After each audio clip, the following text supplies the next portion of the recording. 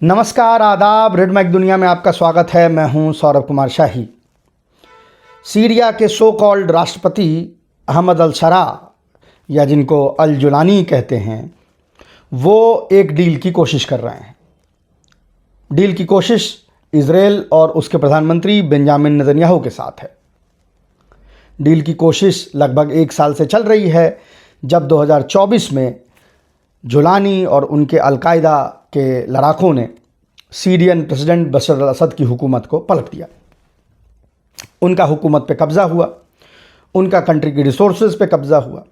लेकिन उसके बाद जिस तरह से इजराइल ने सीरिया के मामले में मुदाखलत की है, जिस तरह से उसके अंदर अटैक करना, कैप्चर करना ज़मीन को, वहाँ पे एक तरीके का बैरिकेड लगाना, कहीं के पे चेकिंग पॉइंट्स लगाना, यानी एक कंप्लीट एक ऑक्यूपेशन जो है वहाँ इजराइल का देखने को मिल रहा है, खासकर सदर्न और साउथ वेस्टर्न सीरिया में। कोशिश अल जुलानी की ये है कि वो किसी किस्म का एक डील इजराइल के साथ करे। अंदरूनी बातचीत कई महीनों से चल रही हैं। लोग कयास कई महीनों से लगा रहे हैं कि ये एक डील जो है फाइनल साइन हो जाएगा। जो बातचीत हुई, उससे जो चीज़ें निकल के आई, उससे बिल्कुल ये क्लियर हो गया कि जुलानी बिल्कुल नतमस्तक हैं। मोस्ट ऑफ द डिमांड्स जो इजराइल ने की हैं उसको मानने के लिए बिल्कुल यस सर 3 बैग्स फुल कर रहे हैं। लेकिन फिर भी इजराइल का डील ख़त्म, इजराइल डील करने को राज़ी नहीं हो रहा। इजराइल की डिमांड्स जो हैं वो ख़त्म नहीं हो रही। आज जब हम ये वीडियो लेके आ रहे हैं तो पिछले 2 दिनों से मुज़ाकरात दोनों देशों के दरमियान चल रहे हैं, यानी सीरिया और इजराइल के दरमियान चल रहे हैं। ये मुज़ाकरात कई महीनों के बाद वापस से स्टार्ट हुई हैं। इससे पहले के 4 राउंड टॉक्स जो हैं दोनों के बीच हो चुके हैं। सीरिया के हेड और उनके जो सपोर्टर्स हैं दुनिया भर में, इंक्लूडिंग भारत में जो तकफीरी एलिमेंट्स हैं, वो इसको मानने से यानी उनको शर्म आ रही है। तो कई बार वो छुपाते हैं, फिर छुपती नहीं है बात, तो कई बार लीक हो जाती है। लेकिन एक ऑन एंड ऑफ बातचीत दोनों के बीच चल रही है। दरमियान में डोनाल्ड ट्रंप हो या कोई और हो, इनके बयान से कई और चीज़ें समझ में आती हैं। जैसे उन्होंने कह दिया कि जुलानी के ऊपर से प्रतिबंध जो हैं हमने हटाए हैं इजराइल के कहने पर, बेंजामिन नेतन्याहू के कहने पर। तो वो जो कैट जिसको कहते हैं इज़ आउट ऑफ बैक। लेकिन फिर भी डील क्यों नहीं हो रही है, तो आज हम उस पर मोस्टली उसी पे फोकस करेंगे कि डील हो क्यों नहीं रही। हो जो रहा है कि इजराइल ने दिसंबर महीने में 2024 में एक जब असद की हुकूमत का कोलैप्स हो रहा था नवंबर दिसंबर में, तो उस समय ये एंटर करता है इजराइल, और इसने 9 स्ट्रेटेजिक जो इलाके हैं, 9 पॉइंट्स, स्ट्रेटेजिक पॉइंट्स हैं, उस पर उसने जाके कब्ज़ा कर लिया, जिसमें कि माउंट हरमोन भी है। उसके लिए इम्पॉर्टेंट इसलिए है क्योंकि उधर से एक रास्ता सप्लाई लाइन हिजबुल्लाह के लिए आता था। उसको ये लगता है कि अगर हम वहाँ पे कब्ज़ा कर लें तो हम ये सप्लाई लाइन हिजबुल्लाह का काट सकते हैं। प्लस चूँकि अलकायदा से बिलोंग करते हैं जुलानी, और हालांकि इजराइल ने सपोर्ट किया सीरियन गदर के वक्त में। ये अल जुलानी के जो लोग थे, जबात अल नुसरा के फाइटर्स जो थे, उनका इलाज इजरायली अस्पतालों में होता था, उनको इंटेलिजेंस और तमाम चीज़ें इजराइल प्रोवाइड करता था। अब जब वो गोल ख़त्म हो गया, यानी गोल अचीव हो गई है कि वहाँ से असद चले गए हैं, तो अब इजराइल को रोकने वाला कोई नहीं है। और अल जुलानी और उनके जो ये सुन्नी लड़ाके हैं, इनकी औकात नहीं है कि ये अपने आप को वहाँ पे एग्जर्ट कर सकें, ये अपने देश को बचा सकें। लगातार इजराइल हमले करता है, लगातार जाके उसने पॉइंट्स पे कब्ज़ा कर रखा है, लेकिन कोई भी इस तरह का रद्द अमल, कोई भी रिटेलिएशन इधर से देखने को नहीं मिल रही है। हालांकि ये अक्यूज़ करते थे असद को कि इन्होंने इजराइल को के साथ इनकी डील है और इसलिए इजराइल पे अटैक नहीं करते। तो अब वो सूरत हाल है। तो अब कोशिश ये हो रही है कि खासकर ये जो स्ट्रेटजिक पॉइंट्स हैं 9, ये सीरिया के, हालांकि ये दमस्कस तक पहुँचे हुए हैं, लेकिन 2 जो सूबे हैं सीरिया के, 2 प्रोविंसेस हैं, क्विनेत्रा और दरा, इन दोनों में ज़्यादा से ज़्यादा चेक पॉइंट्स और ज़्यादा से ज़्यादा बेसिस इजराइल ने बना रखी हैं, और उसको कुछ भी करने में नाकामयाब है सीरिया। ये वही फाइटर्स हैं जो शियाओं का कत्ल करने के लिए लाखों की तादाद में आते हैं, लेकिन इजराइल से लड़ाई करने के वक्त ये they become Japanese school girl, वो जैपनीज स्कूल गर्ल जैसी जो है इनकी कैफियत हो जाती है। अच्छा, उसके बाद यूँ हुआ कि पिछले एक साल में देखा गया कि जो इनका नेचर है तकफ़ीरियों का, कि ये तमाम माइनॉरिटीज़ पे इन्होंने हमला किया। पहले इन्होंने अलावियों का मैसेकर किया, फिर इन्होंने दुरूज़ का मैसेकर किया, और अभी इसी महीने इनफैक्ट यानी अभी जो गुजरा हुआ महीना है दिसंबर, इन्होंने कोशिश की कि अलेप्पो के जो कुछ कुर्दिश जो मोहल्ले हैं, खासकर शेख मकसूद और अशराफिया, इसमें ये कुर्दों का कत्लेआम करना चाहते थे, लेकिन वहाँ पे वो कर नहीं पाए।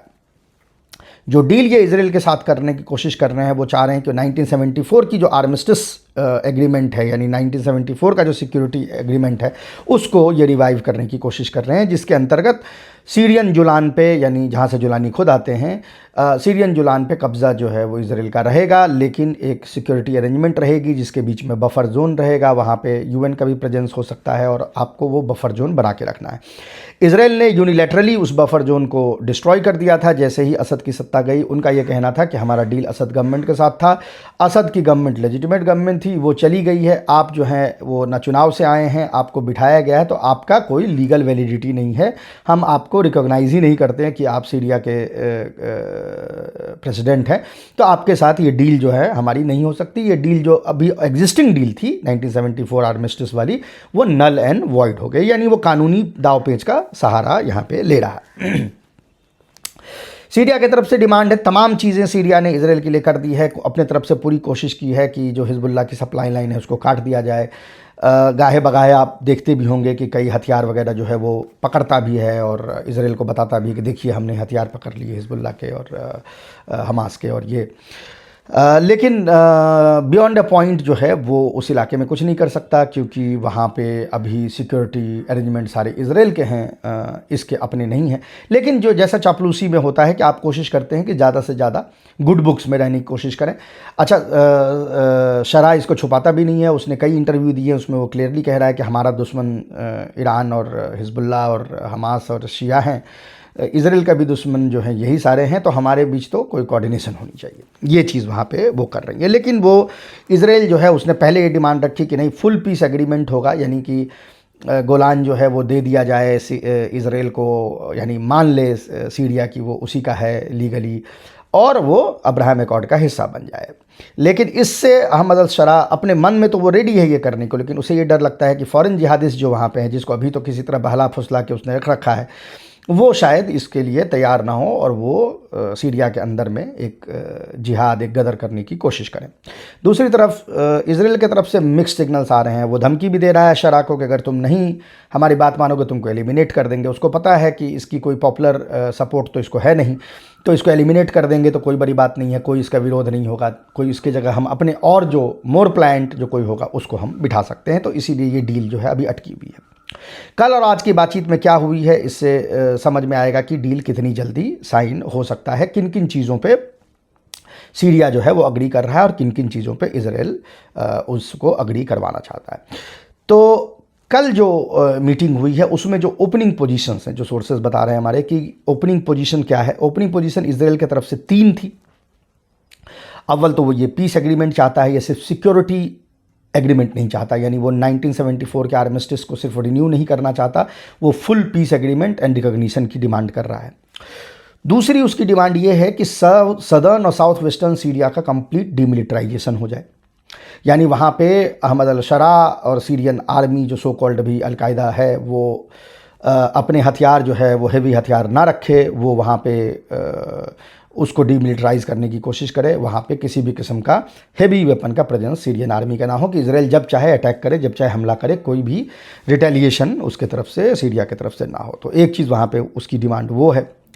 तीसरी डिमांड उसकी ये है कि जो कुर्दों का इलाका है, जो दुरूज़ का इलाका है, जहाँ पे अभी कुछ ही महीने पहले ये जुलानी के अलकायदा के लड़ाकों ने मैसेकर किया दुरूज़ों का, इजराइल इसको अपॉर्चुनिटी की तरह ले रहा है। वो देख रहा है कि उसकी जो इमेज नाबूद हो गई है इंटरनेशनल कम्युनिटी में, तो वहाँ वो दुरूज़ों का सपोर्ट करके, क्योंकि इजराइल के अंदर जो दुरूज़ हैं वो इजराइल की सपोर्ट करते हैं, जो सीरियन दुरूज़ थे वो सीरियन गवर्नमेंट की सपोर्ट करते थे, और गोलानी दुरूज़ जो है वो भी सीरियन गवर्नमेंट की सपोर्ट करते थे आज तक। लेकिन ये इस तरह के तकफ़ीर, इस तरह के जो बिगटेड जो सुन्नी हैं जिनका कब्ज़ा हुआ है, तो उससे ये हुआ कि सारा का सारा जो वहाँ माइनॉरिटीज़ है वो अब इजराइल के तरफ जो उसका झुकाव हो रहा है, क्योंकि उसको अपनी जान बचानी है। जो उसको जान बचाने में हेल्प करेगा उसकी तरफ वो झुकेंगे। इजराइल के लिए अपॉर्चुनिटी है कि दुनिया को दिखाए कि देखिए हम तो माइनॉरिटी की रक्षा करते हैं, और मुसलमान तो जो है वो कट्टर है, और हम उसको माइनॉरिटीज़ को बचा रहे हैं। इसमें सच्चाई भी है, क्योंकि जो सुन्नी इस इलाके के हैं उनका जो अपना एक हिस्ट्री आप उठा के देखेंगे तो उससे आपको पता चलेगा कि उन्होंने एक इमेज जो इस्लाम की दुनिया भर में बनाई है उसके लिए रिस्पॉन्सिबिलिटी इसी इलाके के यही जो ये तकफीर माइंडेड जो सुन्नी है वो उसके लिए रिस्पॉन्सिबल है। तो इजराइल के लिए ये स्ट्रेटेजिक अपॉर्चुनिटी है कि अव्वल तो वो द्रूज़ इलाके को ऑलरेडी वो हथियार और तमाम चीज़ें सप्लाई कर रहा, असलहे, हथियार, रसद, इनफैक्ट जो द्रूज़ी फाइटर्स हैं उनको सैलरी भी दे रहा है अभी पिछले कई महीनों से, ताकि वो एक प्रेशर पॉइंट वो सीरिया के अंदर बना के वो रख सके। वही चीज़ वो कुर्दों के साथ कर रहा है, कुर्दों को भी हथियार सप्लाई कर रहा है, सब चीज़ें कर रहा है, ताकि एक प्रेशर जो है वो तुर्की पे भी और एक सीरिया पर भी बना रहे। तो वो अपने जो उसके एलिमेंट्स हैं उसको हेल्प कर रहा है। तो वो कह रहा है ये कि हमारे बॉर्डर से, यानी इजरायली बॉर्डर से, और इजरायली बॉर्डर का मतलब यहाँ गोलान हुआ, यानी जो बॉर्डर नहीं है, सीरिया का हिस्सा है, वहाँ से उसने कहा कि मुझे 100 किलोमीटर की स्ट्रिप चाहिए द्रूज़ जहाँ रहते हैं। ज़्यादा जो द्रूज़ हैं वो स्वेदा में रहते हैं और उसके आसपास के और प्रोविंसेस हैं, मोस्टली स्वेदा में रहते हैं। तो वो चाह रहा है कि 100 किलोमीटर का हमें एक वहाँ पे रास्ता, पैसेज दिया जाए। और इसके अलावा वो ये भी कमिटमेंट चाह रहा है शरा से कि तुर्की के एडवांस रडार, तुर्की के फाइटर्स, प्लेन और ये सब चीज़ जो हैं वो सीरिया में नहीं रहेंगी, क्योंकि इजराइल का मानना है कि अगर ये तुर्की के रडार और तुर्की के फाइटर प्लेन सीरिया में रहेंगे तो एक तरीके से वो तुर्की का फॉरवर्ड बेस माना जाएगा और इजराइल के लिए ख़तरा है। ये सारी डिमांड्स शरा के साथ जो है की गई है। अब इसमें से सारी की सारी डिमांड्स जो है मुश्किल है। शरा डिमिलिटराइजेशन के लिए मान जाए तो रुसवाई, शरा अगर वो रास्ता दे दे द्रूज़ टेरिटरी का, 100 किलोमीटर का पैसेज दे दे इजराइल के लिए, तो डिफेक्टो उसका यानी मान लिया जाएगा कि ऑक्यूपेशन है। फिर इजराइल ने ये कहा है कि वो विड्रॉ नहीं करेगा, वो फेज्ड विड्रॉल करेगा। और फेज्ड विड्रॉल इजराइल का आपको पता है कि वो fact on the ground create करेगा और वो मुकर जाएगा, जैसे वो अभी मुकर रहा है गज़ा में। तो वो फेज्ड विड्रॉल की बात कर रहा है। शरा कह रहा है कि उसको तुम विड्रॉ करोगे। अब दिक्कत यह है कि इन सारे चीज़ों पे इतने कंसेशंस के बावजूद भी इजराइल चूँकि नए डिमांड्स दे रहा है, तो जुलानी के पास यानी शरा के पास क्या ऑप्शंस हैं कि इसको कंक्लूड करें। डिमिलिटराइजेशन पॉसिबल नहीं है, पैसेज पॉसिबल नहीं है, फेज्ड विड्रॉवल पॉसिबल नहीं है। साथ ही साथ शरा ओपनली ये भी नहीं कमिट कर सकता कि हम तुर्की को, कोई फॉर्मल एग्रीमेंट नहीं कर सकता तुर्की के अगेंस्ट में। हालांकि एर्दोगान और तुर्की की हालत अभी सीरिया में बहुत ख़राब है। उसको समझ में आ गया है कि इतना उन्होंने प्रोजेक्ट जो डेढ़ शाना जिसको हम लोग कहते हैं ना, वो डेढ़ शाना वो बन चुके हैं और वहाँ पे अब उनकी कुछ भी चल नहीं रही है। इनफैक्ट वो एक तरीके से कोलैबोरेशन वापस से हिजबुल्लाह और ईरान के साथ कर रहे हैं ताकि सीरिया में उनका जो है कोई एक प्रेजेंस बन सके। उस पर हम अलग से एपिसोड लेके आएंगे आपके पास। लेकिन शरा फॉर्मल कोई डील नहीं कर सकती इजराइल के साथ जिसमें वो लिख दें कि तुर्की जो है उसके यहाँ पे प्रेजेंस नहीं रहेगी, क्योंकि फिर तुर्की जो है उसके बाद डिस्टेबलाइज करने लगेगा सीरिया को। तो अब ये मुश्किलात अभी पेश आ रही है। जो कल मीटिंग हुई है उसमें ये सारे डिमांड्स जो हैं वो इजराइल की तरफ से रखे गए हैं। इनमें से ये जो हमारे सोर्सेज सीरियन हैं उनसे भी हमने तस्दीक की है, जो इजरायली सोर्सेज हैं उनसे भी हमने ये तस्दीक की है कि इसमें से ये डिमांड सारी रखी गई हैं। हालांकि ये ओपनिंग गैम्बिट है। कोई भी मुज़ाकरात होती है तो उसमें हर आदमी पहले मैक्सिमलिस्ट पोजीशन लेता है और फिर उसके बाद कंसेशंस की कोशिश करता है। तो हो सकता है कि इसमें इजराइल कुछ चीज़ों पे कंसेशन कर दे, लेकिन मसला जुलानी के साथ है। जुलानी के साथ मसला ये है कि वो ऑलरेडी इतना कंसेशन दे चुका है, इतना ऑलरेडी नतमस्तक हो चुका है कि इनमें से किसी भी चीज़ पे अग्री करेगा तो उसका जो वो रिप्यूट वो एक ग्लोबल सुन्नी लीडर का बनाना चाह रहा है वो नहीं बनेगी। हाँ, हालांकि उसके जो सपोर्टर हैं, जो वहाबी सलफ़ी माइंडसेट के लोग हैं, वो चाहे हिंदुस्तान में हो पाकिस्तान में हो, वो उसको बचाते रहेंगे, वो उसको डिफेंड करते रहेंगे, उसकी दिफा करते रहेंगे, वो जिसको कहते हैं समरसॉल्ट करते रहेंगे बताने के लिए कि नहीं नहीं ये बहुत अच्छा हुआ है। लेकिन सच सबके सामने है। एक कंट्री अब इजराइल के स्फीयर ऑफ इन्फ्लुएंस में है, इज़राइल वहाँ पे पॉलिसी डिक्टेट कर रहा है, उसने वहाँ पे अपनी hardened positions, military check points, occupation bases, strategic locations, ये सारे जो हैं अपने वहाँ पे वो बना चुका है। और अहमद अल-शरा यानी जोलानी के पास ये रास्ता नहीं है कि वो इज़राइल को किसी भी तरीके से प्रेशराइज़ कर सके। तो डील होने वाली है। डील कब होती है? आज हो जाती है रात को, 5 दिन बाद होता है, 1 महीने बाद होता है, पता नहीं। ये भी हो सकता है कि अपने यहाँ गदर से बचने के लिए जोलानी ये कह दे कि हाँ हम एक डील करेंगे, लेकिन एक दुनिया को दिखाने के लिए एक डील होगी और एक हिडन डील होगी जो हम जनरल पॉपुलेशन में नहीं पता चलने देंगे, जिसमें हम सारी चीज़ें आपको दे देंगे, जो जो आपकी डिमांड है वो हम मान लेंगे। इनफॉर्मली हम उसको इम्प्लीमेंट करेंगे, लेकिन किसी फॉर्मल पेपर पे साइन करके दिखाएंगे नहीं, ताकि अनरेस्ट जो है वो सीरिया में ना क्रिएट हो। तो ये सारे रास्ते जुलानी और उनके जो अलकायदा के सुन्नी लड़ाके हैं, ये उनके पास अभी ऑप्शंस हैं। तो इससे आपको समझ में आ जाएगा कि लड़ाई किसने सीरिया में की और लड़ाई किसने सीरिया में जीती। अभी के लिए इतना ही। हम आपसे फिर मिलेंगे किसी और इशू पे। तब तक के लिए नमस्कार।